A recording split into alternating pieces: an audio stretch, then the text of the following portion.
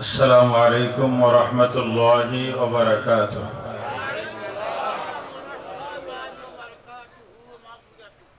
الحمد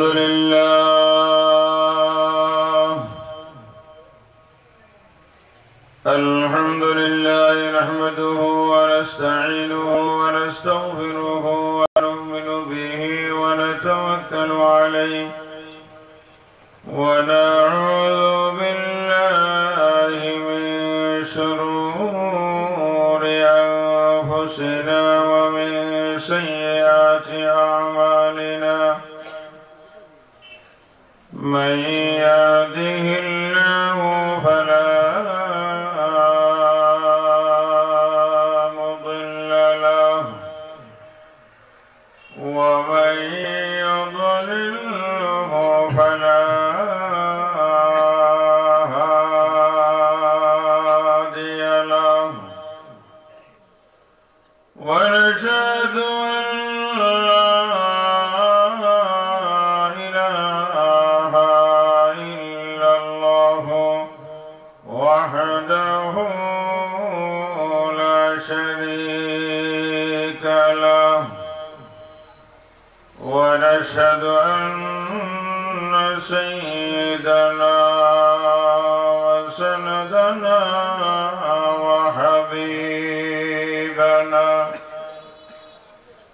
وحبيب ربنا وطبيبنا وطبيب قلوبنا وأولانا ومولانا محمدا عبده ورسوله صلى الله تعالى عليه وعلى آله وصحبه وبارك وسلم تسليما كثيرا أما بعد فأعوذ بالله من الشيطان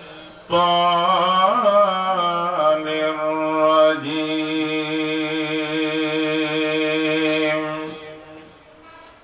بسم الله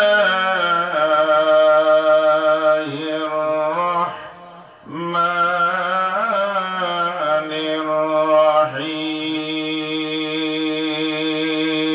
الرحيم. ومن آياته أن خلق لكم من أنفسكم أزواجا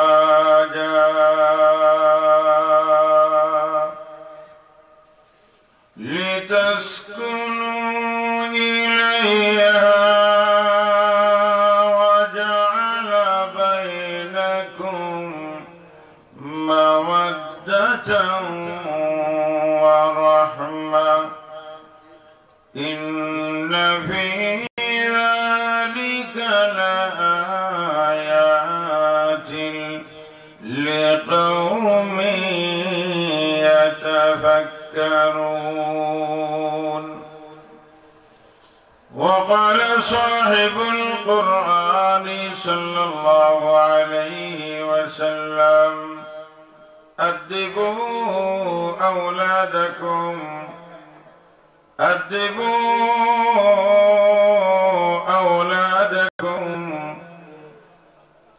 إلى آخر الحديث.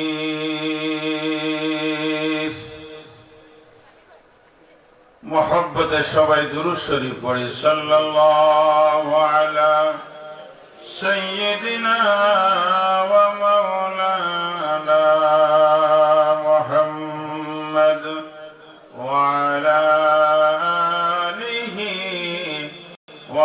وصحبه وسلم صلى الله على سيدنا ومولانا محمد وعلى آله وأصحابه وسلم জকিগঞ্জ উপজেলাধীন ঐতিহ্যবাহী এলাকা কলাকুটা খলিফায়ে বদরপুরি নব্বরাল্লাহু মারকাদাহু শেখ হাফিজ মাওলানা কাজী মোহাম্মদ আব্দুস সুবহান রাহিমাহুল্লাহু তাআলা প্রতিষ্ঠিত দারুল আযকার মাদ্রাসা এন্ড ইসলামিক কালচারাল সেন্টার 14তম বার্ষিক ইসলামী মহাসম্মেলনের অধ্যকার অধিবেশনের জনাব সদরে মুহতারাম উস্তাদুল মুহাদ্দিসিন ওয়াল মুফাসসিরিন হযরত শেখ আইয়ুবী হুজুর দামাত বারাকাতুহুল আলিয়া সহ মঞ্চে উপস্থিত জাতির রাহবর, জাতির কর্ণধার, জাতির বিবেক হযরত উলামায়ে কেরাম,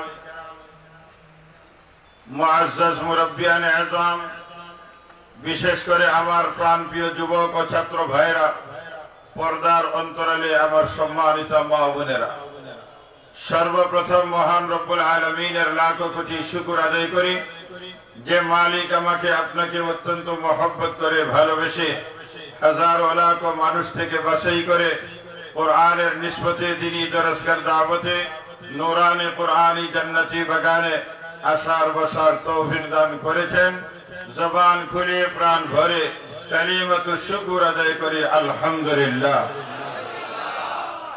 বন্ধুগণ, আমাকে একটা নির্ধারিত একটা বিষয় দেওয়া হয়েছে, পারিবারিক জীবনে নবীজির আদর্শ। এই বিষয়কে সামনে রেখে আমি মহাগ্রন্থ আল কোরআন থেকে সূরাতুর রুম এর 21 নং আয়াত তিলাওয়াত করেছি। বিশ্বনবী রহমতুল্লিল আলামিনের লক্ষ লক্ষ বাণী থেকে ছোট্ট এক বাণী আপনাদের খিদমতে তিলাওয়াত করেছি। তিলাওয়াতকৃত আয়াত এবং নবীজির বাণী সামনে রেখে সময় অতি অল্প, বিদায় আলোচনা খুব লম্বা করার সুযোগ হাতে নেই। এশার আযানের সময় কাছে, ভূমিকায় সময় না নিয়ে আমি আমার মূল কথাগুলি আপনাদের খিদমতে উপস্থাপন করতে যাচ্ছি। পারিবারিক জীবনে নবীজির আদর্শ।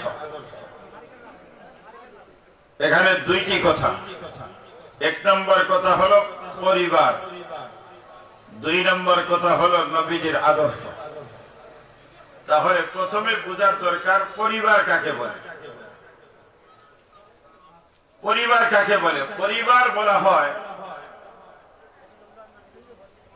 স্বামী স্ত্রী এবং সন্তান কয়েকজন সদস্য নিয়েই একটা পরিবার তৈরি হয়।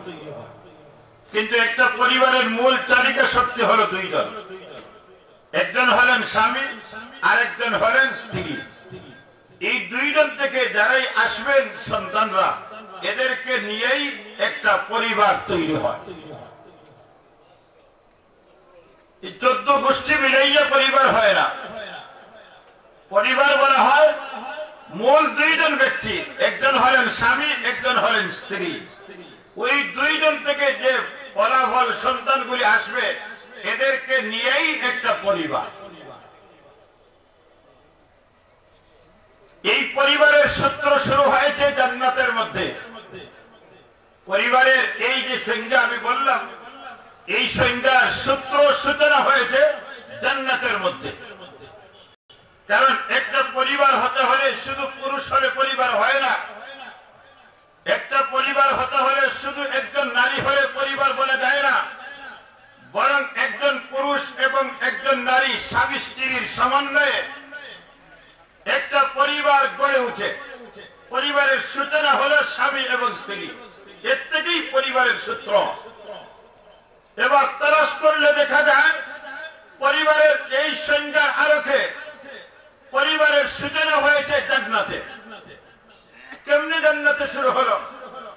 আমাদের আদি পিতা আদম পয়গম্বর যখন আল্লাহ তার কুদরতি হাত দিয়ে আদম পয়গম্বরকে জান্নাতের মধ্যে তৈরি করলেন, কারণ কারণ আমাদের বাবা আদম পয়গম্বরকে আল্লাহ দুনিয়াতে সৃষ্টি করেন নাই। আল্লাহ তাআলা কুদরতি হাতের মাধ্যমে জান্নাতের ভিতরে আমাদের বাবা আদম পয়গম্বরকে সৃষ্টি করেছে। যেটা সুবহানাল্লাহ বলে কি হইবা, কারণ বাবার কথা হওয়ার আওলাদ যদি খুশি না হয় তাহলে এর চেয়ে আর সুসন্তান আর কই হওয়া যায়। বাবার জন্ম কোথায় হয়েছে বলেন না, জবান করে বলেন কোথায়? কিসের মাধ্যমে? আমার আল্লাহর কুদরতি হাতের মাধ্যমে আমার বাবা, আপনার বাবা, সকলের বাবা আদম পয়গম্বরকে আল্লাহ জান্নাতের মধ্যে সৃষ্টি করেছে। তখনও কিন্তু পরিবার শুরু হয় নাই। আদম পয়গম্বরের বানানোর পরে একা একা জান্নাতের মধ্যে ভালো লাগে না, ভালো লাগে না, ভালো লাগে না। কথা বলেন ঠিক না? এক সময় মানুষের একা একা থাকতে বড় ভালো লাগে, ঠিক না? জন্মের পরে শৈশবকাল, কৈশোরকাল, বাল্যকাল একা একা থাকতে ভালো লাগে। আর এক সময় মানুষের বয়স যখন হয়, যৌবনকাল হয়, তখন কিন্তু একা একা ভালো লাগে না। কোন একটা জিনিসের যেমন অভাব অভাব অভাব। আদম পয়গম্বর আলাইহিস সালাতু ওয়াস সালামকে আল্লাহ জান্নাতে তৈরি করার পরে এবার যেন আদম পয়গম্বরের কোন একটা জিনিসের অভাব বুঝতেছেন। আদম পয়গম্বরের দিলের খবর জানেন কে? আরো দূরে বলেন, আরো দূরে বলেন, আরে মহব্বতে বলেন, জানেন কে? আরশের মালিক আল্লাহ জানেন। আদম পয়গম্বর একা একা ভালো লাগে না, তখনও কিন্তু পরিবার হয় নাই। এবার আল্লাহ তাআলা আদম পয়গম্বরের দিলের যে বাসনা, এই বাসনা পূরণ করার জন্য আদম পয়গম্বরের বাম পাদরের বাঁকা একটা হাড্ডি থেকে জীবন সঙ্গিনী সহধর্মিনী আমাদের সকলের মা, আদি মা হাওয়া আলাইহিস সালাতু ওয়াস সালামকে আল্লাহ সৃষ্টি করলেন। আরো আসতে বলেন সুবহানাল্লাহ, মহব্বতে বলেন সুবহানাল্লাহ।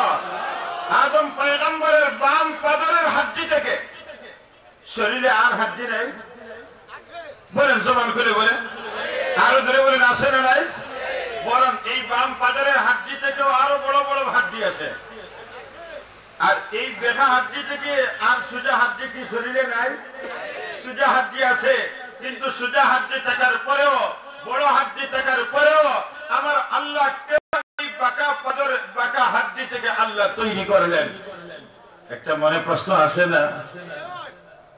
আমার আল্লাহ বাম পাদরের হাড্ডি থেকে তৈরি করার যত কারণ, এর মধ্যে একটা কারণ মুফাসসিরিনে কেরাম বলেন, পায়ের হাড্ডি হৃদয় থেকে অনেক দূরে।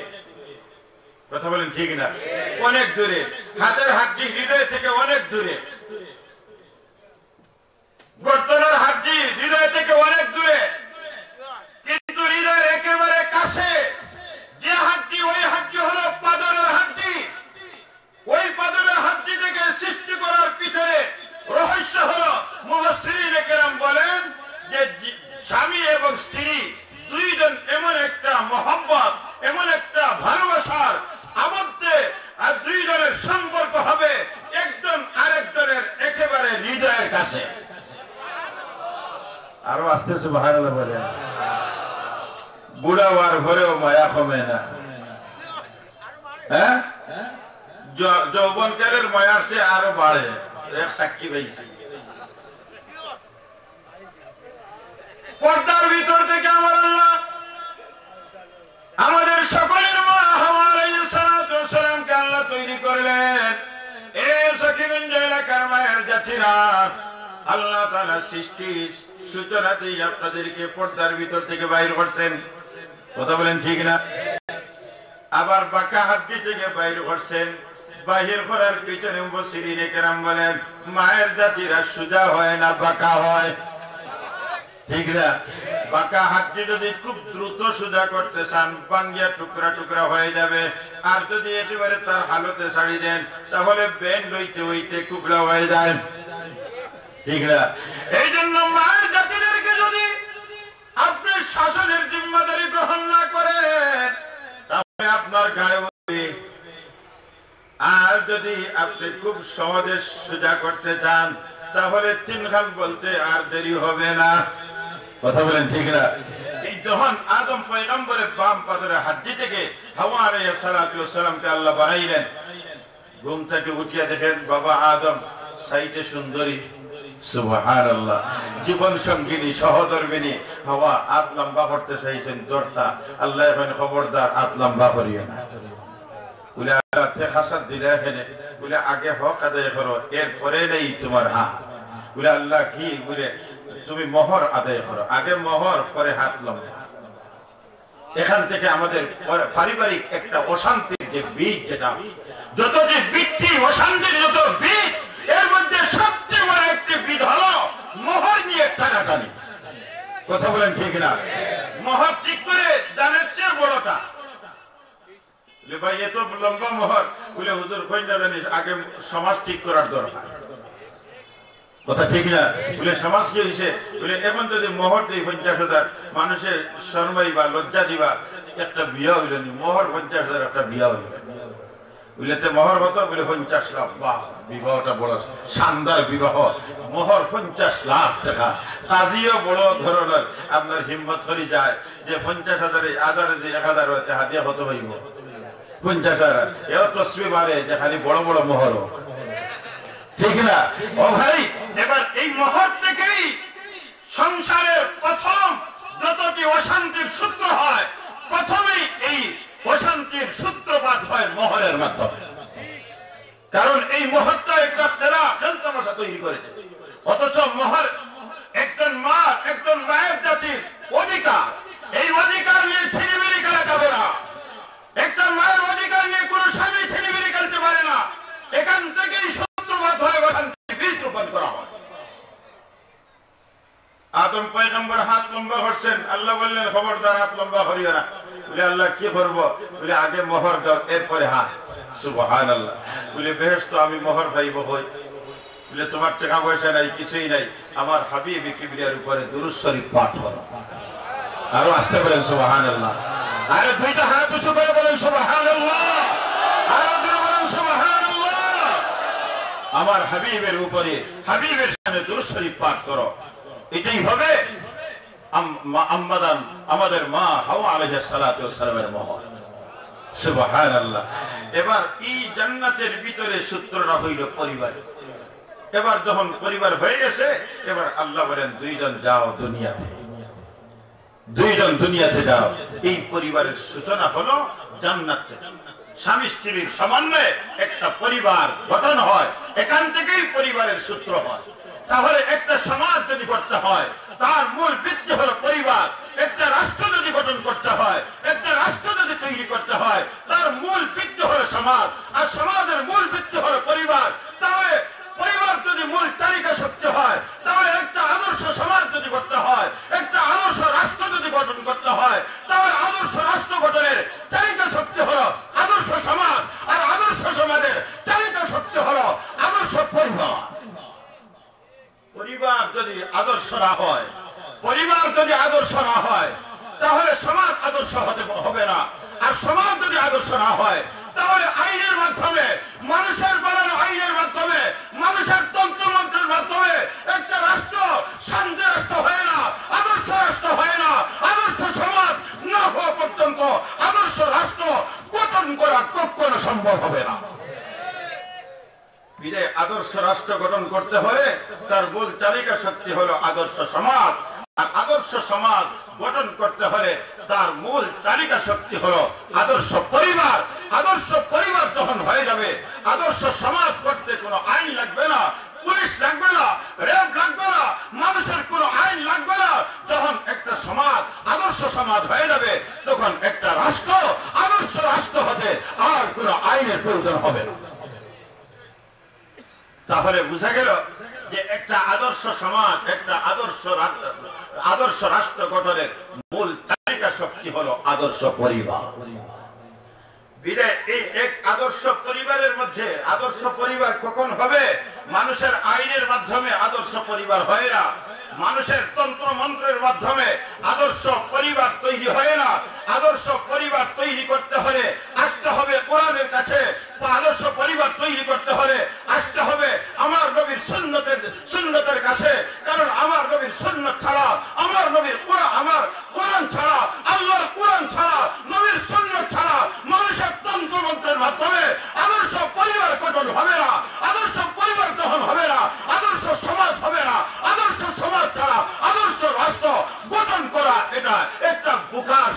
রাষ্ট্ররা। তাহলে আমরা বুঝতে পারলাম পরিবারের সূত্র হয়েছে জান্নাত থেকে। আর একটা আদর্শ রাষ্ট্র গঠন করতে হলে আদর্শ পরিবার ছাড়া আদর্শ রাষ্ট্র গঠন হয় না। আর আদর্শ রাষ্ট্র গঠন করতে হলে আসতে হবে কোরআনের কাছে, আসতে হবে নবীর সুন্নতের কাছে। তাহলে এবার একটা পরিবার, আদর্শ পরিবার কখন হয়? আদর্শ পরিবার কখন হয়? আমার নবী হাবিবে কিবরিয়া মুহাম্মদুর রাসূলুল্লাহ সাল্লাল্লাহু আলাইহি ওয়াসাল্লামের সুন্নাত এবং কোরআন গবেষণা করে মুফাসসিরিনে কেরাম, উলামায়ে কেরাম ঐক্যবদ্ধভাবে একটা মতামত রিপোর্ট প্রকাশ করেছেন যে যদি একটা আদর্শ পরিবার গঠন করতে হয় তাহলে পরিবারে বিশৃঙ্খলা কেমনে হয়। আগে বিশৃঙ্খলা যদি বুঝি তাহলে ওই আদর্শ পরিবার গঠন করা সহজ হয়ে যাবে। একটা সমাজে বিশৃঙ্খলা কখন হয়? যখন সমাজের মানুষগুলির অধিকার থেকে বঞ্চিত করা হয়। কথা বলেন ঠিক না? আমাদের 16.5 বছর পরে কেন নতুন বিপ্লব হলো? 5ই আগস্ট। 5ই আগস্ট ছাত্র ভাই আব্বাবিলের নাম দিয়ে ছাত্র ভাইয়েরা বিপ্লব ঘটিয়েছে বাংলাদেশের মধ্যে। 5ই আগস্টের বিপ্লবের মাধ্যমে নতুন এক দেশ বাংলাদেশ আমরা পেয়েছি। কেন 16.5 বছরের পরে এই আন্দোলনের দরকার হলো? আবু সাইদের মতো যুবকদের রক্ত দিতে হলো। কারণ একটা অশান্তির স্বর্গ হয়েছিল এই বাংলাদেশ মহান জাতি। কেন? কারণ অধিকার থেকে জনগণ বঞ্চিত হওয়ার কারণে। একদিনে অশান্তির, এই রাষ্ট্রের মধ্যে অশান্তি সৃষ্টি হয় না। 16.5 বছর এই দেশের 18 কোটি মানুষ নিজের অধিকার থেকে বঞ্চিত হওয়ার কারণে বিস্ফোরণ ঘটেছে 2024 সালের আগস্ট মাসের 5 তারিখ। কথা বলেন ঠিক না? তাহলে বুঝে গেল একটা রাষ্ট্র বিশৃঙ্খলা হয় কখন? যখন জনগণ অধিকার থেকে বঞ্চিত হয়। কখন হয়? যখন সরকার অধিকার থেকে বঞ্চিত হয়। কারণ একটা রাষ্ট্রের মধ্যে দুইটা দিক, একটা হইল রাষ্ট্রের জিম্মাদার, আরেকগুলো হইল রাষ্ট্রের জনগণ। এবার দুই দিক থেকে যখন অধিকার বঞ্চিত হয় ও জনগণ বঞ্চিত হবে তাহলে বিশৃঙ্খলা হবে। সরকার যদি অধিকার থেকে বঞ্চিত হয় তাহলে ওই রাষ্ট্র কোনো শান্তি রাষ্ট্র হতে পারে না। ওই রাষ্ট্রের মধ্যে অশান্তি বিরাজ করবে। সমাজে কখন বিশৃঙ্খলা হয়? যখন সমাজের মানুষগুলি অধিকার থেকে বঞ্চিত হয়, তখন সমাজের মধ্যে বিশৃঙ্খলা সৃষ্টি হয়। ঠিক তেমনি ভাবে একটা পরিবারের মধ্যে বিশৃঙ্খলা কখন হয়? যখন পরিবারের জনগণের অধিকার থেকে বঞ্চিত হয়।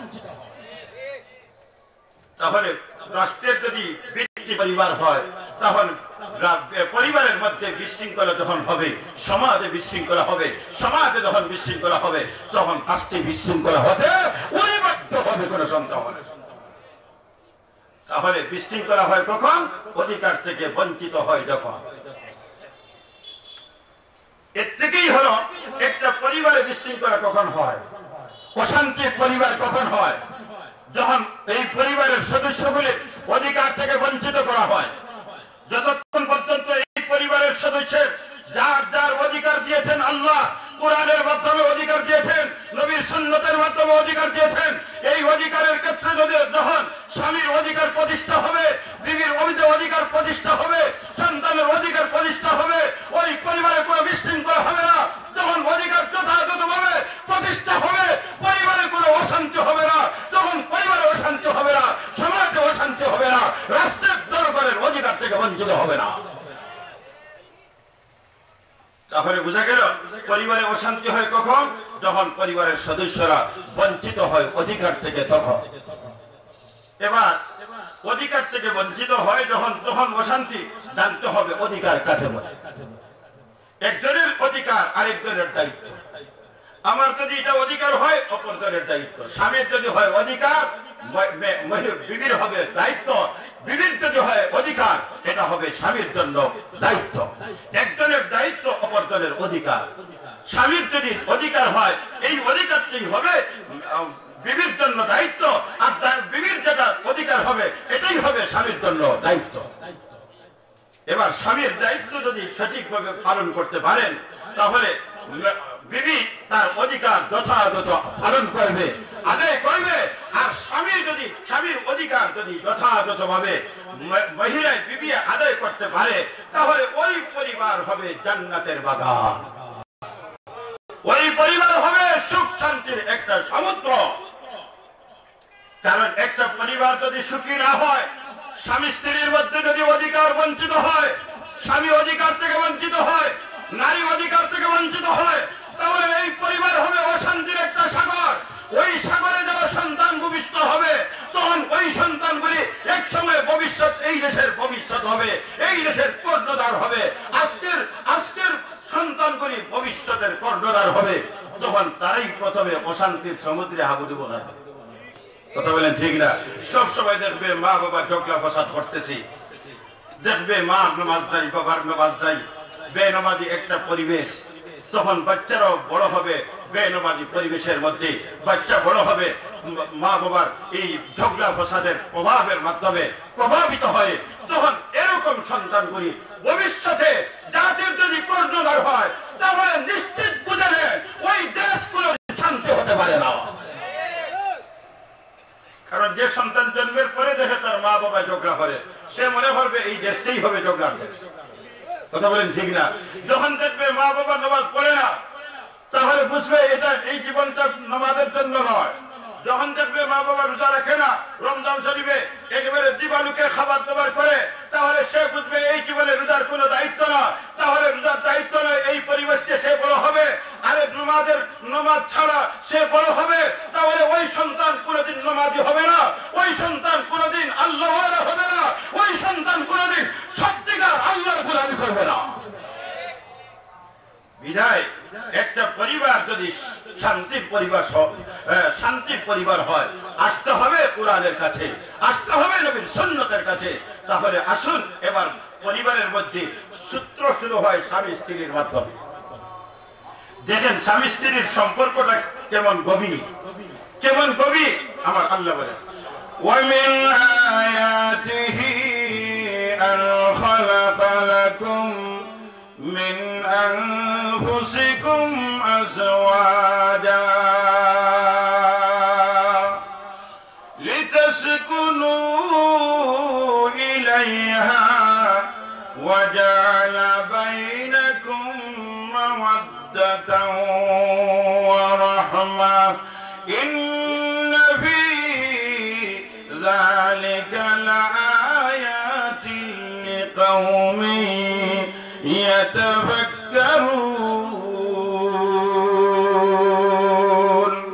আমার আল্লাহ বলেন, আল্লাহর নিদর্শনগুলির মধ্যে একটা নিদর্শন হলো তোমাদের নিজের থেকে নিজের জীবন সঙ্গিনী আল্লাহ সৃষ্টি করেছেন। কেন আল্লাহ সৃষ্টি করেছেন? যৌবনকালে এক ধরনের সম্পর্ক থাকবে, বৃদ্ধকালে এক ধরনের সম্পর্ক থাকবে। আমার আল্লাহ বলেন লিতাসকুনু ইলাইহা। জোয়ানকের সময় হলো প্রশান্তির সম্পর্ক। যখন বিবাহের পরে নতুন মেয়েটা করে আনবে, আপনার বিবি হইয়া যখন মহিলাটা করে আসবে, তখন একেবারে ফুটফুটে যুবতী, চেহারার দিকে তাকাইতে মহব্বত লাগবে, অন্তরের মধ্যে প্রশান্তি নিয়ামত আসবে, আপনার দিকে তাকাইবে প্রশান্তি নিয়ামত আসবে, একজন আরেকজনের দিকে তাকাইবে। যৌবনকালে প্রশান্তি নিয়ামত দেন আমার আল্লাহ। আরে দুই ধরে যখন হাসাহাসি করবে, যখন ধাক্কাধাক্কি করবে, যখন দৌড়াদৌড়ি করবে, যখন কথাবার্তা বলবে, আল্লাহ তাআলা অন্তরের মধ্যে প্রশান্তি নিয়ামত দান করেন। কারণ যৌবনের সময় প্রশান্তি নিয়ামত, আর বুড়াকির সময় দয়ার মহব্বত। সুবহানাল্লাহ। বুড়াকির সময় তো আর আরামের গহ মুখে দিয়ে আইতো না, এমনিও তো কবরের মধ্যে এক ভাব, আর জমিনে এক ভাব। এখন তো আর দুনিয়ার কোনো মজা থাকে না, এখন কবরে এক ভাব, জমিনে এক ভাব।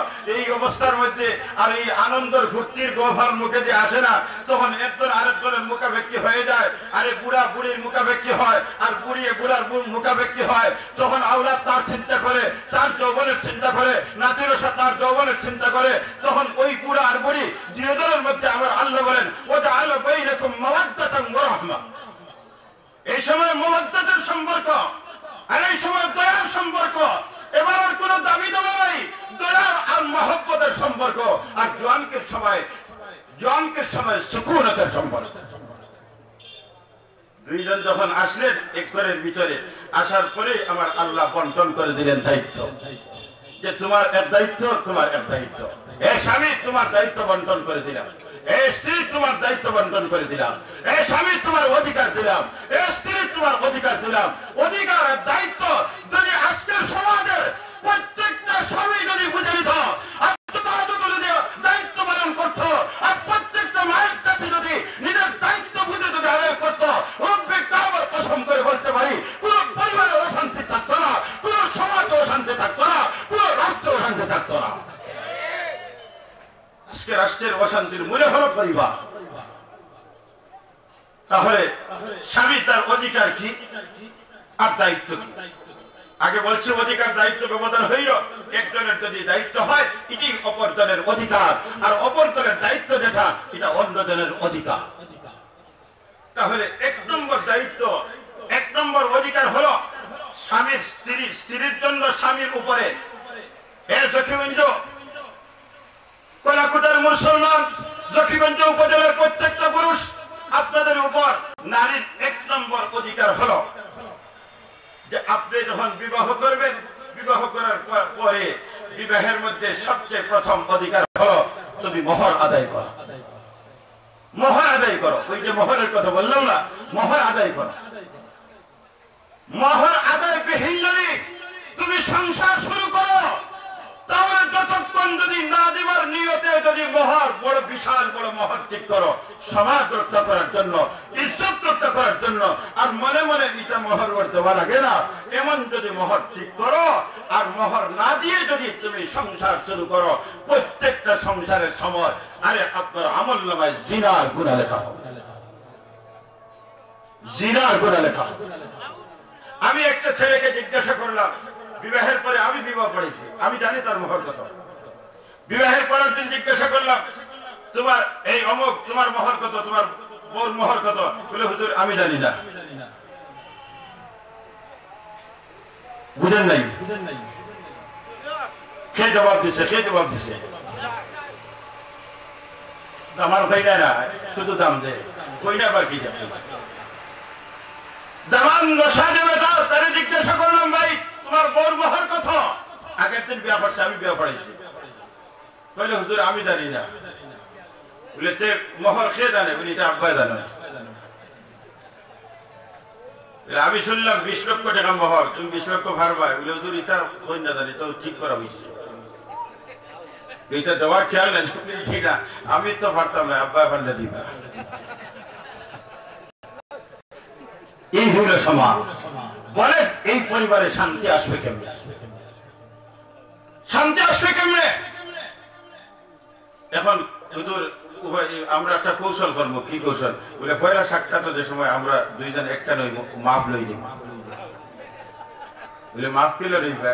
বলে কইব আর তুমি যদি মাফ করো না তেয়ারো তুমি তোমার বিয়া।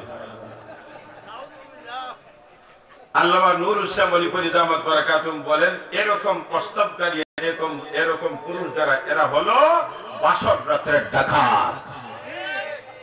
এরা হলো বাসর রাতের ডাকাত। কালীগঞ্জ বাজার থেকে ঈদের রাত্রে গরু কিনে যে সময় একজন কুরবানি দেতা গরু কিনে দেয়, শাহবাগ দেওয়ার পরে ডাকাত দল একত্রিত হয়ে তারা যখন আক্রমণ করলো, করার পরে এবার গরু কুরবানির গরুটা নিল। ডাকাতে করছে না চুরি করছে? ডাকাতে করছে। এবার গরু নেওয়ার পরে এখন কিয়ামতের ঘাট, আল্লাহর ঘাট থেকে বাঁচার জন্য কিছু দূর যাওয়ার পরে আবার ঘুরে আইছে। ঘুরে আবার পরে হয়, ও ভাই আমরা যে তোমার গরু নিছি, টেকা নিছি, তুমি বেজার নি? আচ্ছা বলেন, অস্ত্র দেখে আত, মানুষ দেখার 10 জন, আরে একলা কইব নি? বলে আমি বেজার। কিতা কইব? বলি জি না, খুব খুশ, মানে আমার জিন্দগিতে এটা খুশ নাই, আজকে যেটা খুশ হয়েছে। ও ভাই, এটা হলো কুরবানির ঈদের রাত্রে গরু চুরি, গরুর ডাকাতের বক্তব্য। আর বাসর রাত্রে মোহর মাফ করা, এটা হলো বাসর রাতের ডাকাত। কিলা হকি দেলা করছে এ বলা করে। পয়লা সাক্ষাৎ দেখো তোমার মোহর জানতে কত? বলে 20 লাখ। বলে আমি 20 লাখ দিতাম পারতাম না। বলে ঠিক করলে এখানে? বলে এটাও তো তোমার বড় বানাইবার, তোমার মোহর কত? তুমি সব রাখিবে 20 লাখ। বলে এখন কিতাব বলে এখন তো আমি 20 লাখ দিতাম পারতাম, বলে তুমি দিতেই হবে। বলে তাই যদি হয় তাহলে তুমি তোমার টাকা 20 লাখ, আমি আমার ছোট 20 লাখ আর একটা করে নিয়ে। আচ্ছা বলেন, এই পর্যন্ত এমন কোন মা, এমন কোন আল্লাহর বান্দি মা জন্ম দেয় নাই যে এই বক্তব্যের পরে সে বলবে যে দিন আপনিও 20 লাখ আলাদা করো, আমিও 20 লাখ আলাদা করি। এমন কোন মেয়ে জবাব দিতে পারবে না, কারণ মেয়েটা জানে আমি সব হারাইছি তোমার কারণে। কথা বলেন ঠিক না? আমি সব হারাইছি তোমার কারণে। এবার তুমি যদি আমাকে বলো যে 20 লক্ষ না দিয়ে তুমি আমাকে দাও না, তাহলে আমার 20 লক্ষের দরকার নাই, আমি সব হারাইছি, তোমাকে আমি হারাইতে চাই না। তখন বাধ্য হয়েছে মাফ করে দিবে। ঠিক আছে তুমি আমি মাফ করে দিলাম তোমার। আচ্ছা বলেন, এই পরিবারে শান্তি আশা করা যায়? বলেন, জবান করে বলেন, জবান করে বলেন, শান্তি আশা করা যায়? এবার এই সন্তানগুলি যখন ভূমিষ্ঠ হবে, তখন নবীর সুন্নাত হলো আদিবু আওলাদাকুম আলা সালাসি খিসাল। হাবিবে কিবরিয়া বলেন, আমার উম্মত, এ আমার উম্মতের সন্তানের মা বাবারা, তোমাদের কলিজার টুকরা সন্তানগুলিকে আদর্শ সন্তান গড়ে তোলো। এই দক্ষিণগঞ্জ এলাকার মুসলমান দেখেন, দুইজন একত্রিত হয়েছেন, এরপরে তো সন্তান দুনিয়াতে আসে। এবার সন্তান দুনিয়াতে আসার পরে সন্তানের কিছু জিম্মাদারি আল্লাহ দিয়ে দেন।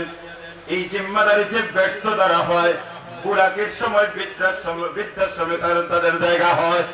কথা বলেন ঠিক না? এই গাইডলাইন নবীর সুন্নতের মাধ্যমে পারিবারিক জীবনে নবীর আদর্শ না থাকার কারণে ওই বৃদ্ধ বয়সে বৃদ্ধ ব্যক্তিরা বৃদ্ধাশ্রমে জায়গা পায়, বৃদ্ধ মহিলা বৃদ্ধাশ্রমে জায়গা পায়। এই জন্য নবীর আদর্শ পারিবারিক জীবনে আদর্শ গ্রহণ করতে হবে। সন্তান ভূমিষ্ঠ হবে, সন্তানের অধিকার হবে, মা বাবার দায়িত্ব হবে, মা বাবার অধিকার হবে, সন্তানের দায়িত্ব হবে।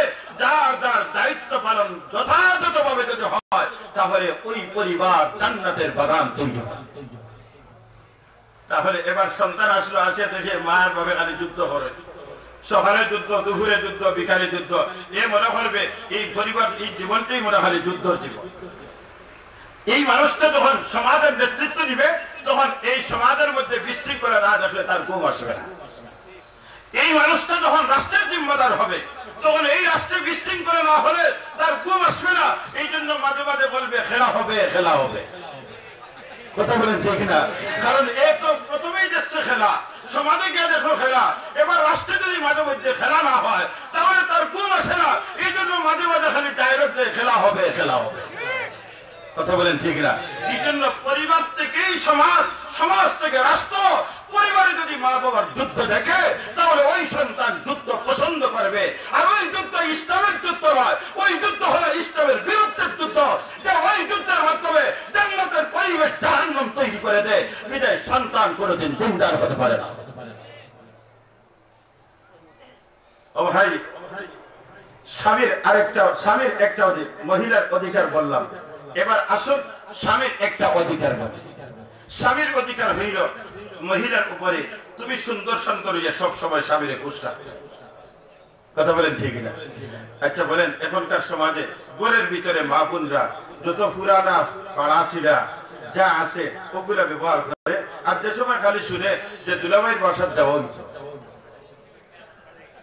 পিতা বুঝেন ও পুরানগর ভিতরে বাড়ি বলে কোনটা নিয়ে পারবেন আপনারা? এটা আসেন না, পুরানটা নিয়ে পারবেন? ও ভাই, তাহলে স্বামীর অধিকার হলো যে একজন মা, একজন বিবি তার সৌন্দর্য সবকিছু কুরবান করবে। কার জন্য? স্বামীর জন্য। আর বাহিরে বারোইতে সময় পুরানা সেরা যা আছে সাইকেল কত পুরানা হবে, দুভাগল মনে হয়। এখন ভিন্ন বারোইতে সময় জুলেখায় যে সময় ইউসুফ পয়গম্বর আশিক হয়েছিলেন, তো আশিক বার পরে মিশরের মন্ত্রী পরিষদের বিবি হলে দেখলাই জুলেখায় একলা নিজে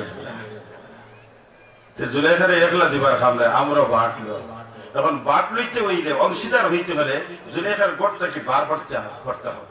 এবং জুলেখার প্রধানমন্ত্রীর বিবি করতেই বার করা তো সম্ভব না। বিদে একটা আন্দোলন শুরু করো, মাঠ গরম করে দাও খালিগঞ্জ বাজার বলে কিটা বলে জুলেখায় গোলামের আশিক হয়ে গেছে। জুলেখায় গোলামের আশিক হয়ে গেছে। এই অবস্থার মধ্যে এখন জুলেখার ঘর থেকে মোটামুটি খাম শেষ হয়ে যাব।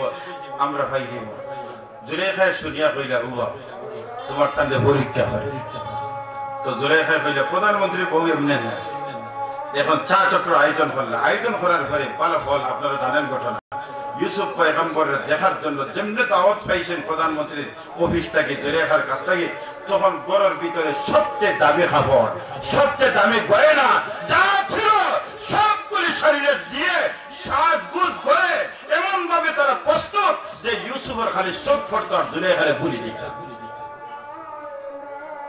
তারা মনে করছেন ইউসুফ মনে হয় এটা সাধারণ যুবক মনে হয় এবার সাজগুজ করিয়া ঘরে গেছেন দাওয়াত আইছে ঠিক মতো দাওয়াতে উপস্থিত হয়েছেন বল ছুরি সব আপনারা জানেন বল ইউসুফ পয়গম্বরের জুলেখা কইলা সামনে দাও এখন যেমনে সামনে গেছেন আতুত খাটিয়া আঙ্গুল খাটিয়া সব 12টা বাজাই দিছে আর জবান থেকে ব্যবহার করছেন মা হাযা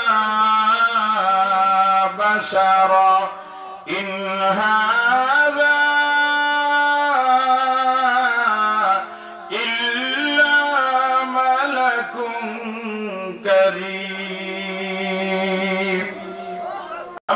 মনে করছিলাম যে ইউসুফ মনে হয় মানুষ আসলে মানুষ না ইউসুফ আল্লাহ তাআলার একজন ফেরেশতা তো যাই হোক বলছিলাম যে একজন মায়ের উপরে একজন বিবির উপরে স্বামীর অধিকার যতটি এর মধ্যে একটা অধিকার হলো তোমার যা সুন্দর যা স্বাদ সব স্বামীর জন্য খেদমত করবা কারণ তুমি খেদমত করো স্বামীর খেদমত করো তোমার জান্নাতের পথ সহজ করো স্বামী যদি সন্তুষ্ট থাকে জান্নাত তোমার জন্য অপেক্ষা করে আর কোন মহিলা যদি স্বামীর কষ্ট দেয় জান্নাতের হুররা প্রতিদিন ডাকে আর বলে এ দুনিয়ার মহিলারে তুই আমাদের মেহমানকে তুই কষ্ট দিস না আর কয়েকদিন তোর হাতে কিছুদিনের ভিতরে আমাদের কাছে আমাদের মেহমান পৌঁছে যাবে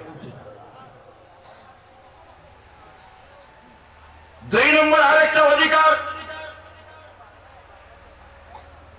স্বামীর জন্য জিম্মাদারি হলো মাঝে মধ্যে ফুর্তি মার্তি করা বিবির সাথে হাঁটাচলা করা দৌড়ঝাঁপ করা বিভিন্ন জায়গায় নিয়ে বেড়ানি এটাও মাঝে মধ্যে করতে হবে আপনার আমার নবী হাবিবে কিবরিয়া মুহাম্মদুর রাসূলুল্লাহ সাল্লাল্লাহু আলাইহি ওয়াসাল্লাম আম্মাদান আয়েশা সিদ্দিকা রাদিয়াল্লাহু তাআলা আনহাকে নিয়ে পূর্ণিমার রজনীতে দৌড়ঝাঁপ করছেন চলো দৌড় দিই দুইজনে দৌড় দিছেন আম্মাদান আয়েশা সিদ্দিকা রাদিয়াল্লাহু তাআলা আনহা আগে গেছেন কি ফাঁস কি খুশি ফাঁসছেন না আপনি আরো কয়েকদিন পরে নবীজি কইলা চলো আরেকবার দৌড়াই এদিন আম্মাদান আয়েশা সিদ্দিকা রাদিয়াল্লাহু তাআলা কিছু ওজন বাড়ি গেছে নবীজি আগে গেছেন গিয়ে কইলা বউদি আগর দিনের বদলা লইলাম সুবহানাল্লাহ কি মজা আমরা গরো না গইল খালি পারে গরব শান্তি কেমনে হইতো সন্তানে দেখতো মা বাবা গপ আনন্দ করতে পারে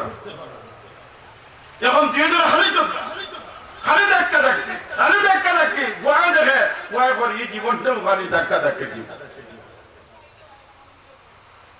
সর্বশেষ একটা কথা বলে অনেক লম্বা আলোচনা কারণ একটা পরিবার যদি নবীর আদর্শ দিয়া সাজাইতে পারেন তাহলে এটা জান্নাতের বাগান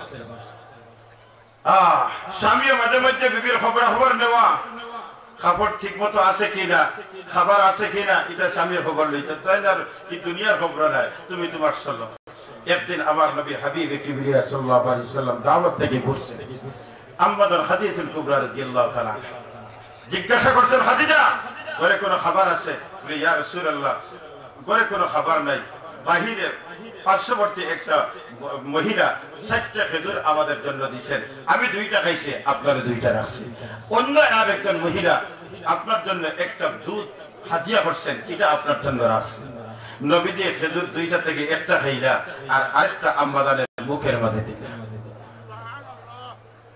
বিয়ার পর থেকে এই পর্যন্ত এখন 3-4টা কুইন্টাল খেজুর সানার দানা হারাইছেন মায়া হই থেকে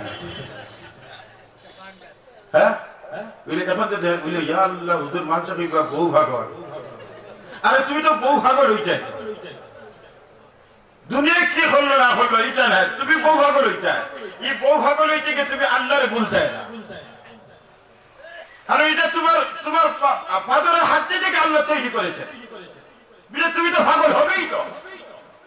আর এটার মাধ্যমে তোমার সান্ত্বনা, এটার মাধ্যমে তোমার জীবন, কারণ এখান থেকেই তোমার ভবিষ্যৎ প্রজন্ম হবে। এবার আদর মহব্বতের যদি বহিঃপ্রকাশ হয়, সন্তানগুলি আপনাকে বলবে না। আর যদি ঝগড়া ফসাদের ফলাফল হয়, তাহলে বুড়াকে সবাই বৃদ্ধাশ্রমে যেতে হবে। আম্মাদান খাদিজাতুল কুবরা রাদিয়াল্লাহু তাআলা আনহা থেকে নবীজি চাইছে, খেজুর একটা মুখ দিয়ে কইলেন, না ইয়া রাসূলুল্লাহ আপনার, বলে জি না আমি তোমার মুখ দিয়ে। সুবহানাল্লাহ। দুধ পান করছেন। ওই সময় আম্মাদান খাদিজাতুল কুবরা রাদিয়াল্লাহু তাআলা আনহার শরীর মুবারকের মধ্যে যে কাপড়টা ছিল, এই কাপড়ে এত পট্টি লাগানো ছিল, একটা পট্টি দিয়ে আবার দেওয়ার মতো কোন জায়গা ছিল। কার বিবি? নবীজির বিবি। আর কে? আম্মাদান খাদিজা। উনি কে? উনি ছিলেন মক্কার জমিনে শিল্পপতিদের মধ্যে একজন শিল্পপতি। যখন নবীজির ঘরে ঢুকছিলেন, তখন 40 ভরি স্বর্ণ নিয়ে আম্মাদান খাদিজা নবীজির ঘরে মেহমান হয়েছে। শুধু স্বর্ণ ছিল 40 ভরি, আন্দাজ করেন আর সম্পদ কত ছিল। নবীজি এই চিত্র দেখার পরে বলেন, খাদিজা, যেই দিন আমার ঘরে তুমি ঢুকছিলে রে খাদিজা, 40 ভরি স্বর্ণ নিয়ে তুমি ঢুকছিলে, তুমি মক্কার জমিনে শিল্পপতি ছিলে। ও খাদিজা, প্রথম সাক্ষাতের সময় সব সম্পদ তুমি আমার হাতে দিয়ে দিলাই। একটা দিন তুমি জিজ্ঞাসা করলে না যে আমার সম্পদটা আপনি কোথায় বের করেছেন? আম্মাদান খাদিজা জবাব দেন, প্রাণের স্বামী গো, আমার চোখের সামনে সব মাল বের হয়েছে, আমি কেন জিজ্ঞাসা করে আপনাকে কষ্ট দিব? আমি তো দেখছি আমানতের মাধ্যমে দেশের পিছনে, জনগণের পিছনে, এলাকার উন্নয়নের, জনগণের উন্নয়নের জন্য, রাষ্ট্রের উন্নয়নের জন্য, মানুষগুলির সাহায্যের জন্য, গরিব মানুষগুলির সাহায্য করার জন্য আপনি বের করেছেন। আপনাকে জিজ্ঞাসা করার সাহস আমার নাই। হাবিব কিবরিয়া বলেন, খাদিজা গো, তুমি 40 ভরি স্বর্ণ নিয়ে আমার ঘরে ঢুকছিলে, তুমি আমার ঘরে আসার পর থেকে আজ পর্যন্ত একটা বেলা খাবারটা তোমার মন মতো আমি দিতে পারি নাই, তোমার পেট ভরা খাবার দিতে পারি নাই খাদিজা। ও খাদিজা, শরীরের মধ্যে তোমার যে কাপড় এখন আছে, আর একটা পট্টিবার জায়গা তোমার খালি নাই। আয়েশা, খাদিজা, একটা দিন তুমি আমার কাছে একটা জামা চাইলে না। এবার খাদিজা বলেন, ইয়া রাসূলুল্লাহ, ইয়া হাবিবাল্লাহ, আমি জানি আপনার কোনো সম্পদ নাই, আমি জানি আপনার কোনো ব্যবস্থা নাই। আমি যখন আপনার কাছে বলবো, আপনার দেওয়ার কোনো সুযোগ না থাকার কারণে আপনার মনটা ছোট হয়ে যাবে, আপনার দিনের ভিতরে কষ্ট আসবে। প্রাণের স্বামী গো, আমি চাই না আমার স্বামীর অন্তরে ব্যথা দেওয়া, এই জন্য আমি জীবনে চাইব না। তবে গো স্বামী, আপনার কাছে আমার জীবনের একটা শেষ চাওয়া আছে। কি গো খাদিজা, কি তোমার চাওয়া? আমার চাওয়া হইল, প্রাণের স্বামী গো, একদিন তো আমার মরণ হবে, মৃত্যুর পরে আপনি নতুন কোন কাপড় কাফনের ব্যবস্থা করবেন না, আপনার বিপরীত জুব্বাটা দিয়া আমার কাফনটা দিবেন, এটা হলো আমার 1 নম্বর আবেদন। নবীজি বলেন, খাদিজা, কেন আমার জুব্বা দিয়ে তোমার কাফন দিব গো? খাদিজা বলেন, প্রাণের স্বামী গো, কেন আপনার জুব্বাটা দিয়ে আমার কাফন হবে? কারণ আপনার জুব্বা যদি আমার শরীরে থাকে, অন্ততপক্ষে কবরের আযাব আমাকে সইবে না। আম্মাদান খাদিজা ওই মহিলা, দুনিয়ার জগতে 2 জন ব্যক্তির কাছে আল্লাহ সালাম পাঠাইছেন, একজন হলেন মহিলা, একজন পুরুষ। মহিলা হলেন আম্মাদান খাদিজা, আর পুরুষ হইলেন আবু বকর সিদ্দিক রাদিয়াল্লাহু আনহু। যাকে আল্লাহ সালাম পাঠাইছেন, তিনি কবরের আযাব বই করতেছেন। ইয়া রাসূলুল্লাহ, ইয়া হাবিবাল্লাহ, ওগো নবীজি, আপনার জামাটা যদি আমার শরীরে থাকে, তাহলে কবরে আযাব আমাকে স্পর্শ করবে না। আর কি তোমার আবেদন? নবীজি বলেন, খাদিজা, আমার জুব্বা যদি তোমার গায়ে থাকার কারণে কবরে আযাব যদি তোমাকে স্পর্শ করে না, তাহলে কাফনের কাপড় কিনে তোমাকে দিব না, আমার জুব্বাটা দিয়েই তোমাকে কাফন দিব। এবার আর তোমার আবেদন কি? আম্মাজান বলেন, প্রাণের স্বামী গো, 2 নম্বর আরেকটা চাওয়া আপনার কাছে। আমার যখন মৃত্যু হয়ে যাবে, যখন আপনার জুব্বা দিয়ে আমার কাফন দেওয়া হবে, জানাজা শেষ হওয়ার পরে যখন কবরের মধ্যে রাখবেন, তখন আমার প্রাণের স্বামী গো, আপনার 2টা হাত দিয়ে আমার লাশটা কবরে রাখবেন। আপনার দুইটা হাত দিয়ে আমাকে কবরে রাখবে। নবীজি জিজ্ঞাসা করলেন, কেন খাদিজা, আমি কেন রাখবো? আম্মা জান বলেন, প্রাণের স্বামী গো, যে শরীরের মধ্যে দুইটা হাত নবীজির লাগবে, এই শরীরের মধ্যে কবরের আযাব স্পর্শ করবে না। নবীজি বলেন, আয়েশা খাদিজা, যদি আমার হাতের স্পর্শের কারণে কবরের আযাব তোমার মাফ হয়ে যায়, আমার নিদাতে তোমার লাশ কবরের মধ্যে রাখবো, আর কি তোমার চাওয়া পাওয়া? আম্মা জান খাদিজা বলেন, প্রাণের স্বামী গো, দাফনের পরে সবাই যখন চলে আসবেন, তখন আপনি কিছু সময় পায়চারি করবেন কবরের আশেপাশে। কেন গো খাদিজা? কারণ সবাই আসার পরে নেকির মুনকার ফেরেশতা আসবেন, প্রশ্ন উত্তর পর্ব শুরু হবে, আমি জবাব দেওয়া সম্ভব হবে না। প্রাণের স্বামী গো, আপনি আমার পক্ষ থেকে জবাব দিবেন। নবীজি বলেন, যদি জবাব দেওয়া যায় তাহলে আমি জবাব দেব, আমি পায়চারি করব। কিছুদিনের মধ্যে খাদিজা রাদিয়াল্লাহু তাআলা মারা গেলেন। যেমন আবেদন ছিল নবীজি এমন মামলা করেছেন। এবার দাফনের পরে নবীজি কবরের পাশে আর পায়চারি করতেছেন, এবার নেকির মুনকার আসছেন, কিন্তু নবীজি এখন কেমনে কি করবেন? ওই সময় আল্লাহর দরবারে ফরিয়াদ করে, আল্লাহ, আপনার হাবিবে কিবরিয়া পায়চারি করতেছেন, আমরা কেমনে প্রশ্ন করব? এবার জিবরিলকে পাঠাইলেন, জিবরিল যাও আমার বন্ধুকে জিজ্ঞাসা করো কেন পায়চারি করতেছেন। এবার আমার আল্লাহ জানেন। এরপরেও জিবরিলকে পাঠাইছে। জিবরিল এসে জিজ্ঞাসা করলেন, বন্ধু কেন আপনি পায়চারি করেন? খাদিজার কবরের পাশে কেন পায়চারি করেন? নবীজি জবাব দিলেন, আমার বিবি খাদিজার প্রশ্ন উত্তর চলবে রে জিবরিল। এবার জিবরিল রিপোর্ট দিলেন, মালিক দাঁড়াইয়া দিলেন, জিবরিল যাও আমার বন্ধুকে শুনাইয়া দাও। খাদিজার জবাবের জন্য আমার বন্ধুর চিন্তার দরকার নাই, আমি খাদিজার পক্ষ থেকে আমি আল্লাহ জবাব দিয়ে দেব। ও ভাই, এই জন্য সংসারটা হবে সুখের, যদি সুখের হয় জান্নাতের টুকরা। আর এই সন্তান যখন, এই পরিবারে যখন সন্তান আসবে, মা বাবা দায়িত্ব পালন করবে নবীর আদর্শ। ও ভাই, সময় নাই, এই জন্য আর ওই দিকে আর আগাইতে পারলাম না। আপনাদের খেদমতে আমি মাত্র 5টা মিনিট সময় দিব। আপনারা আমার সুযোগ দেন, মনে হয় সবাই সুযোগ দেন না, মনে হয় দেখে দেখে দেন না, হাতটা উঁচা করেন। আলহামদুলিল্লাহ, মোটামুটি সবাই তো দেন তো, আলহামদুলিল্লাহ। আমি জানি না আমার মুহতামিম সাহেব দামাত বারাকাতুম, কাজী সাহেব হযরত মাওলানা শেখ আব্দুর রহমান সাহেব দামাত বারাকাতুম, উনার কোন চাওয়া পাওয়া যদি, কারণ গত বছর আমি একবার হাত দিয়ে বাদে আমার না করা হয়েছে, তখন কোনটার দরকার চাইতাম জানি। আলহামদুলিল্লাহ, আল্লাহ তাআলা যারা দিন মন তৈরি করছেন, ওলা আল্লাহ তাআলা যেন কিয়ামত পর্যন্ত রাখে, ধরে বলেন আমিন। আমরা একটা সুন্দর সমাজ যদি চাই, পরিবার সুন্দর করতে হবে। আর পরিবার যদি সুন্দর হয়, স্বামী স্ত্রীর মহব্বত যদি হয়, অধিকার দায়িত্ব যথাযথ যদি পালন হয়, ইনশাআল্লাহ বাচ্চারা সুন্দর হবে। আর ওই বাচ্চার ভবিষ্যতে পরিবারের নেতৃত্ব দিবে, সমাজের নেতৃত্ব দিবে, দেশের কান্ডারি হবে, ওই দেশ হবে জান্নাতের টুকরা। আলহামদুলিল্লাহ, আমেরিকা প্রবাসী এক ভাই 5,000 টাকা। আচ্ছা, আলহামদুলিল্লাহ। তাহলে আমার হযরত মাওলানা কাজী আব্দুর রহমান সাহেব দামাত বারাকাতুহুম, ওনার ইচ্ছা আমরা যেভাবে স্বাভাবিক আমরা জুড়ে দাঁড়ে ইলানা দোরা বান্দানা খুশি মনে মাত্র 5 মিনিট সময়, আপনাদের ইচ্ছা যদি আপনারা মনে করেন যে আম্মাদার হাদিয়াতুল কুবরা রাদিয়াল্লাহু তাআলা আনহার কুরবানির ফসল, আজকের দামিয়া দারুল আজকার আধুনিক কুরবানির ফসল যদি কোরআন আমাদের কাছে আসা, কুরবানির ফসল যদি হয় ইসলাম আর মুসলমানিত্ব হওয়া, কুরবানির ফসল যদি ঈমান এই পর্যন্ত পাওয়া, এটাই যদি হয় কুরবানির ফসল, আমরা একটু কুরবানি করে যাই ভবিষ্যৎ প্রজন্মের জন্য খুশি খুশি মনে। বলেন যে হুজুর আমি 5,000 দিব, আমি 2,000 দিব, আমি 1,000 দিব, এমন যদি কেউ থাকেন খুশি মনে বলে।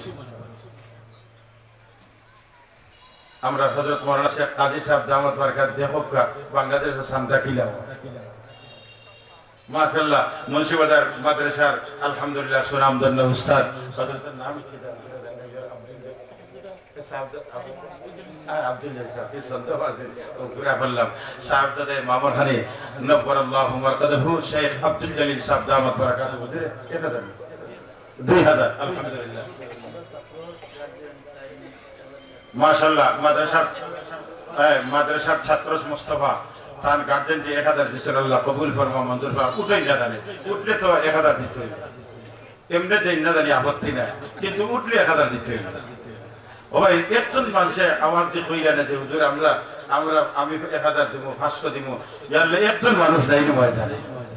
হ্যাঁ, আমার হযরত মাওলানা শেখ কাজী আব্দুর রহমান সাহেব দামাত বরকাতুহুমের আবেদন হইল, আপনারা খুশি খুশি মনে আপনারা ওখানে হাজির করবা, নির্ধারিত সময় দিবা, এই সময় আপনারা এখানে হাদিয়া পেশ করবা। আল্লাহ সুবহানাহু ওয়া তাআলা আমাদের সবাইকে যেন কবুল করেন। সর্বোপরি আর অফিসের আর সর্বোপরি আমি একটা দোয়া চাইতেছি আপনাদের খেদমতে। আমাদের আকাবির যত মুরব্বিয়ান বর্তমান সময়ে যাদের দোয়া নিয়ে আমরা চলি, এরা মুরব্বী হল সব অসুস্থ। ও আজকে 2 মুরব্বী, আমার দেখা মতো 2 মুরব্বী আমরা সামনে হাজির। আইরি হুজুর দামাত বরকাতুহুম আর কিশোরগঞ্জ হুজুর দামাত বরকাতুহুম, দুইজন আমরা মুরব্বী, বর্তমানে আমরা মুরব্বী হলাম, দুইজন অসুস্থ। হযরত তসিব আনছে আইরি হুজুর আপনারা সামনে। আর সবচেয়ে বড় দোয়া খাওয়া যেটা আমার শেখ ও মুর্শিদ বারগাত্তার মুহাদ্দিস হুজুর দামাত বরকাতুহুম, শেখে লক্ষ্মীপুরি, শেখে দুর্লভপুরি, আর আরেকজন হসপিটালে লম্বা দিন চিকিৎসারত বাংলাদেশের শীর্ষ একজন শেখুল হাদিস মাহমুদ হাসান শেখে রায়গড়ি দামাত বরকাতুহুম অসুস্থ। আর বহুত অনেক বুজুর্গ হল অসুস্থ। সবার জন্য দোয়া করবেন, আল্লাহ তাআলা সবাইকে যেন সুস্থতার জীবন দান করেন। সর্বোপরি আমার মহব্বতের ভাই, খালাতো ভাই মৌলানা আবুল হাসনাত আমেরিকার জমিনও তার ক্যান্সার চূড়ান্ত পর্যায়ে দৌড়াও ঘটছে, যে সময় এটা কাবুর বাহিরে 8টা বাচ্চা ছোট ছোট, প্রতিদিন আমার কাছে দোয়া চাই যে ভাই সাহেব আপনি প্রত্যেকদিন 1-2টা 4টা ওয়াজও যায়, সব মুসল্লি আপনারা নিয়ে দোয়া করবো। আল্লাহ তাআলা যেন আমার বাচ্চার মধ্যে যেন বেনওয়ার দিনের বহুত খিদমত করনেওয়াল, আমার ছোট বয়সে বহুত খিদমত করনেওয়াল আমেরিকার জমিনে মৌলানা আবুল হাসনাত, আল্লাহ তাআলা যেন চাইলে তো ওখান থেকে ফেরত দিতে। ডাক্তারে না করছে ঔষধ নাই, সময় একটা গত 3-4 দিন আগে দিছে 46 ঘন্টা একটা কেমো চলছে। আল্লাহ তাআলা হায়াতে তৈয়বা সুস্থতার জীবন দান করুন। আমারও দোয়া করব, সবার জন্য দোয়া চাই। আসসালামু আলাইকুম ওয়া রাহমাতুল্লাহি ওয়া বারাকাতুহু। আলহামদুলিল্লাহি রাব্বিল আলামিন ওয়াস সালাতু ওয়াস সালামু আলা সাইয়্যিদিল মুরসালিন ওয়া আলা আলিহি ওয়া আসহাবিহি আজমাইন। ইয়া আল্লাহ, আল্লাহ এই ময়দানের মধ্যে সবচেয়ে বড় গুনাহগার আমি। আল্লাহ আল্লাহ মুরব্বী উলামায়ে কেরাম হলিয়া, বুজুর্গানে কেরাম হলিয়া, যারা লম্বা জিন্দগি কালা হাদাসানার দোষ দেনে वाला, আয় আল্লাহ সাদা দাড়িওয়ালা মুরব্বী আনিয়া যুবক ভাইদেরকে নিয়া, তালিবুল ইলম উলামায়ে কেরাম সবাইকে নিয়ে তোমার দরবারে হাত উঠাইছি। আল্লাহ তুমি ঘোষণা দিছো এরকম ময়দান থেকে যখন আমরা বিদায় হইব, জিন্দগির গুনাহ মাফির সার্টিফিকেট দিয়ে তুমি বিদায় করবে। আল্লাহ আয় আল্লাহ আমরা সবাই রে মাফ ফরমাও। আল্লাহ দারুল আজকার রে কবুল আর মঞ্জুর ফরমাও। আল্লাহ দারুল আজকারের জন্ম থেকে এই পর্যন্ত যত মানুষের সাহায্য সহযোগিতা, আল্লাহ সবার সাহায্য রে কবুল ফরমাও। আল্লাহ অনেক কবরবাসী গেছেন, সবাই রে মাফ ফরমাও। কবর জিন্দগি আল্লাহ সুখ শান্তির বানাইয়া দাও। খাস করে মাওলানা শেখ কাজী আব্দুর রহমান সাহেব দামাত বরকাতুহুর মরহুম আব্বা সাহেব, আল্লাহ তার খিদমত আজকের ময়দানের সাবখানে পৌঁছাইয়া দাও। তোর জাতে বুলন্দ ফরমাও, কবর রে জান্নাতের বাগান বানাইয়া দাও। রব্বুল আলামিন, জানি না আমার জীবনের খার শেষ মাহফিল আজকের মাহফিল। আয় আল্লাহ আজকের দোয়া খান জীবনের শেষ দোয়া, মেহেরবানি করে আমাদের মাফ ফরমাও। আল্লাহ কলমা পড়নে वाला যত মানুষ কবরবাসী সবাইকে মাফ ফরমাও। আল্লাহ খাস করে আমাদের কবরবাসী মাই বাপরে মাফ ফরমাও, শ্বশুর শাশুড়িরে মাফ ফরমাও। আয় আল্লাহ আমরা রাকাবির বুজুর্গ যারা দুনিয়াতে বিদায় গেছেন দরজাতে বুলন্দ ফরমাও। খাস করে শেখ মামর খানি নবর আল্লাহ আমার কথা শেখ আড়ি কান্দিস। ইয়া আল্লাহ শেখ বয়মপুরি, শেখ সতী, শেখ ইসমাইলপুরি, শেখ সত্রপুরি, শেখ উরিপুরি, শেখ প্রণবী, ইয়া আল্লাহ যত বুজুর্গ দুনিয়াতে বিদায় করেন সবার দরজাতে বুলন্দ ফরমাও। আয় আল্লাহ যারা জীবিত আছেন হায়াতে তৈয়বা দান ফরমাও। ইয়া আল্লাহ অসুস্থ যত বুজুর্গ শিফায়ে কুল্লিয়া দিলা নসিব ফরমাও। আল্লাহ খাস করে শেখ মুর্শিদ মুহাদ্দিস হুজুর শেখ লক্ষ্মীপুরি, শেখ দুর্লভপুরি, শেখ রায়গড়ি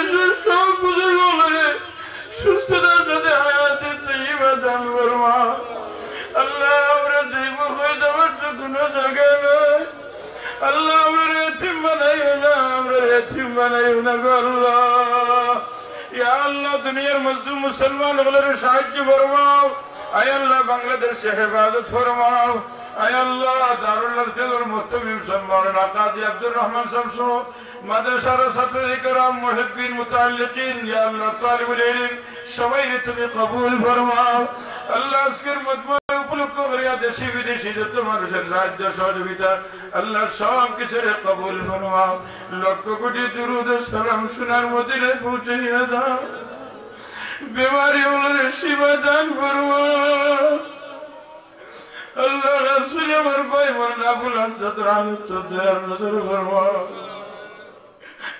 अल्लाह जतुदन हयात से सुस्त दर जीवन दान फरमाओ अल्लाह मरण समय ईमान वाला मरण दियो मरण समय ईमान दियो तो वाला मरण दियो আমাদের পরিবার পরিজন সবাই সুস্থতার সাথে তোমার মকবুল গুলামি নসিব ফরমাও আমরা জবান জিকির করতে বলে সুবহানাল্লাহ আমরা কবর নসিতে বলে সুবহানাল্লাহ